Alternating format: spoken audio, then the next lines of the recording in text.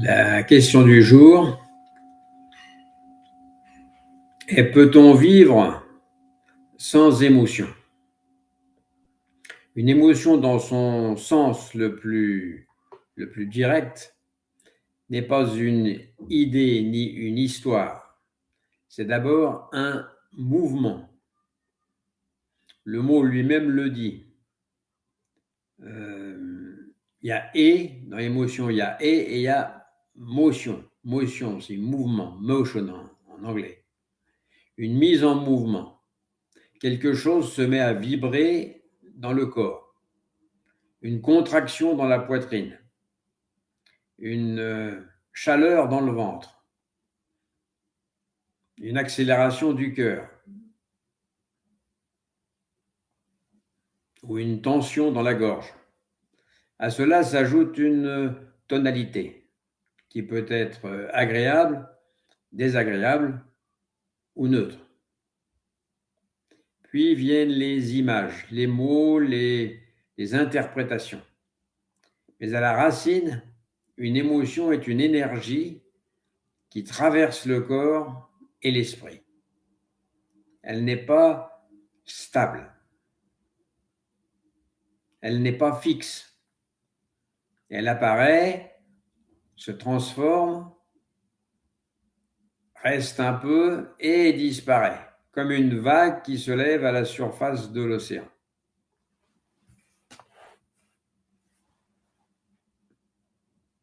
Le mot vient du latin emovere. Et pour ex, pour hors de, et movere pour mouvoir, mettre en mouvement. C'est donc ce qui met en mouvement. Quand on écrit émotion, on insiste visuellement sur l'idée d'une énergie en mouvement. Ce n'est pas quelque chose de fixe ni une entité solide. C'est encore une fois un processus dynamique, comme la peur qui va accélérer le cœur, qui va faire monter la tension artérielle, ou la colère qui augmente la sensation de chaleur et donne l'impulsion vers l'action, ou aussi la joie qui provoque une forme d'expansion et de légèreté. Mais dans tous les cas, ça bouge.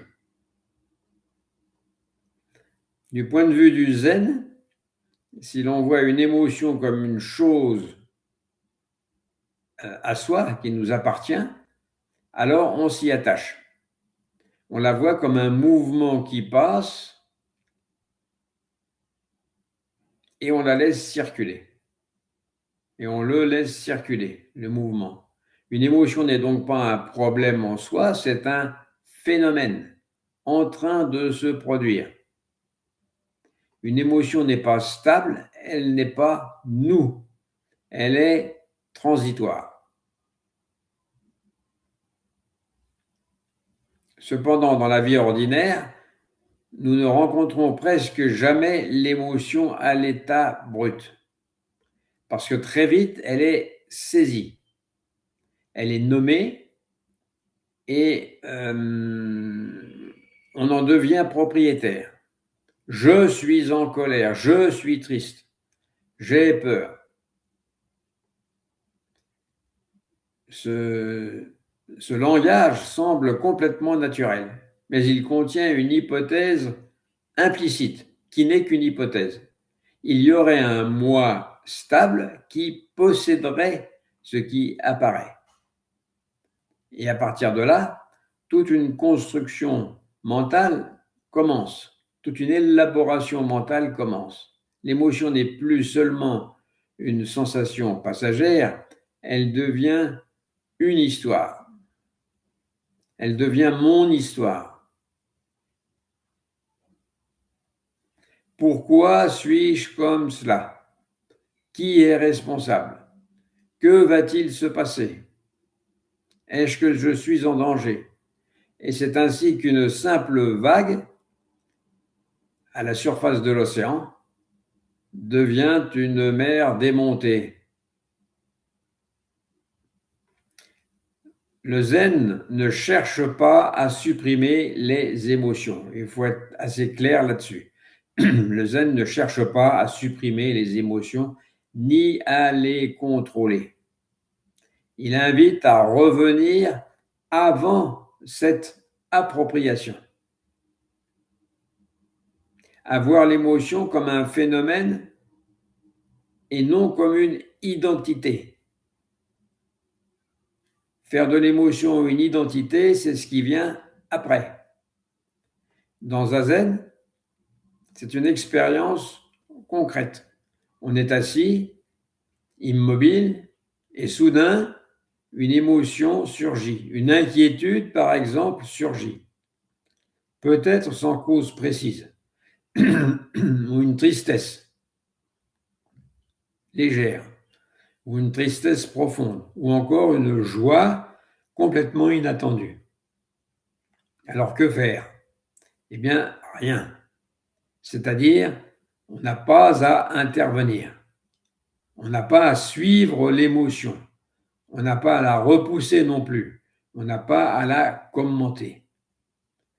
On la laisse simplement être ce qu'elle est, c'est-à-dire un mouvement passager. Parmi d'autres mouvements. Parmi d'autres mouvements passagers. Maître Taisen Deshimaru disait souvent « laissez passer, comme les nuages dans le ciel ». Cette phrase, si simple en apparence, pointe vers une compréhension profonde. Le ciel ne retient pas les nuages. Le ciel reste le ciel. Il ne cherche pas non plus à éliminer les nuages. Ils apparaissent, ils passent, ils disparaissent. De la même manière, les émotions traversent l'esprit. Ce qui crée la souffrance, ce n'est pas leur apparition, mais le fait de les retenir, de s'y accrocher, de les prolonger, de les transformer en moi. Et là, justement, c'est la deuxième partie, ce qui survient après. On peut être très sensible. Et être très sensible dans ce contexte prend un sens particulier. On pense souvent que cela signifie ressentir plus intensément que les autres, être plus fragile, plus vulnérable, plus exposé. Il y a une part de vérité parce que certaines personnes perçoivent plus finement les variations, les nuances, les ambiances. Elles sont plus sensibles. Une parole, un simple regard ou même un silence peuvent déclencher une réaction rapide et profonde et durable. Mais la souffrance ne vient pas seulement de cette intensité, elle vient de la manière dont cette intensité est interprétée et adoptée pour soi. Et ça va être très variable selon les personnes. Une personne très sensible ressent peut-être une vague plus forte, mais si cette vague est immédiatement identifiée comme ma souffrance, elle s'installe, elle se prolonge et elle devient pesante, lourde. Et à l'inverse, si cette même intensité est simplement ressentie, juste ressentie mais sans être capturée, elle peut passer avec une grande fluidité, sans laisser de traces. On pourrait dire que la sensibilité ce n'est pas le problème. Le problème, c'est l'attachement à ce qui est ressenti. Le problème, c'est l'attachement. Dans le zen, une grande sensibilité peut même devenir une ouverture, car plus on perçoit finement, plus on voit clairement des notions comme l'impermanence, Une émotion intense, si elle n'est pas saisie, montre très rapidement sa nature fluctuante, sa nature changeante. Elle monte, elle culmine, elle redescend. Elle n'a pas de substance propre. Elle n'est pas quelque chose que l'on peut posséder. Prenons par exemple le fait de marcher dans la rue et quelqu'un nous bouscule. Alors immédiatement, une réaction surgit, une contraction, une montée de chaleur, enfin une réaction. Si nous y sommes sensibles, cette réaction peut être très forte et avoir des conséquences. Mais ensuite, deux chemins sont possibles. Soit on ajoute une histoire, il m'a manqué de respect, il m'a fait mal, il aurait dû faire attention, cela ne devrait pas arriver, pourquoi moi? Et alors l'émotion s'amplifie et se prolonge et se solidifie presque. Ou alors on reste avec la sensation brute, juste la tension, la chaleur, le mouvement, mais sans commentaire. Et alors, malgré son intensité, elle passe, elle disparaît.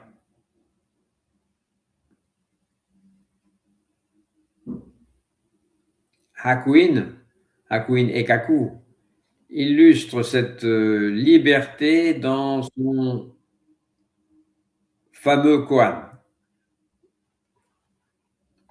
où accusé à tort, il se contente de répondre Ah, so desu ka, ce qui veut dire Ah bon, ou vraiment. Puis plus tard, ayant été innocenté et libéré de sa prison, il répond encore Ah, so desu ka, ah bon. Cela ne signifie pas qu'il ne ressent rien, cela signifie qu'il ne s'accroche, que rien ne s'accroche et qu'il ne s'accroche à rien, ni à la honte, ni à la colère, ni même au soulagement d'avoir été libéré.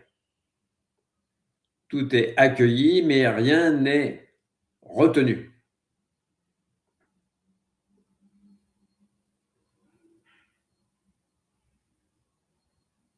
Les émotions font partie de la vie, elles sont une expression de la relation entre le corps et le monde, c'est indiscutable. Sans elles, il n'y aurait pas de résonance, pas de mouvement, pas de sensibilité. Et vouloir les supprimer serait comme vouloir supprimer le vent pour obtenir un ciel immobile. C'est irréaliste. Et telle n'est pas la liberté. La liberté est d'un autre ordre. Ce n'est pas l'absence d'émotion, mais l'absence de fixation. Les émotions apparaissent, mais elles ne deviennent pas une prison. Elles traversent, mais elles ne laissent pas de traces durables. Elles sont vécues pleinement, mais sans se les approprier, sans appropriation. Et cela transforme profondément la manière de vivre. La peur peut surgir, mais elle n'est plus ma peur. Elle est simplement une sensation dans le corps. La tristesse peut apparaître, mais elle n'est plus ma tristesse, elle n'est plus mon identité. Elle est un mouvement qui se déploie et se résorbe. Et même la joie, une autre émotion, peut être libérée. Elle n'est plus quelque chose à retenir, à protéger, à prolonger ou à reproduire. Elle est libre de venir et de partir.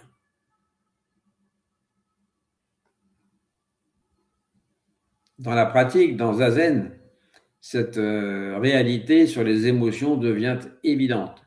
On est assis et tout passe. Les pensées, les sensations, les émotions, les petites douleurs corporelles, etc. Rien ne reste et pourtant rien ne manque. Il n'y a pas de centre fixe qui accumule les expériences. Il y a simplement un flux ouvert, vivant. Et on découvre ainsi que ce qu'on appelait soi, eh bien c'est lui-même ce flux. Le soi, c'est précisément ce flux. Ce n'est pas une entité solide, mais un ensemble de phénomènes en mouvement. Et dans cette découverte, quelque chose se détend. Il n'y a plus besoin de contrôler. Il n'y a plus besoin de retenir ou de protéger. La vie peut se déployer telle qu'elle est, librement, sans lourdeur, toujours neuve. Par conséquent, être sensible n'est plus une faiblesse, comme on pourrait le penser. C'est une capacité à ressentir la vie dans toute sa richesse. Mais cette sensibilité n'est pas lourde lorsqu'on ne la fait plus sienne, lorsqu'on ne cherche plus à l'accaparer. Elle devient une ouverture, une disponibilité. Donc la question initiale de savoir si l'on peut vivre sans émotion se transforme alors d'elle-même pour devenir peut-on vivre sans s'identifier à ce qui apparaît? Peut-on laisser passer, ou plutôt peut-on laisser les émotions être ce qu'elles sont sans en faire une histoire personnelle? Et la réponse dans le zen ne se formule pas en une théorie ou un mode de conduite ou une méthode, elle se vit instant après instant dans cette simplicité qu'une émotion apparaît puis passe. Il n'y a rien à ajouter, rien à retirer, simplement être là, sensible, mais libre.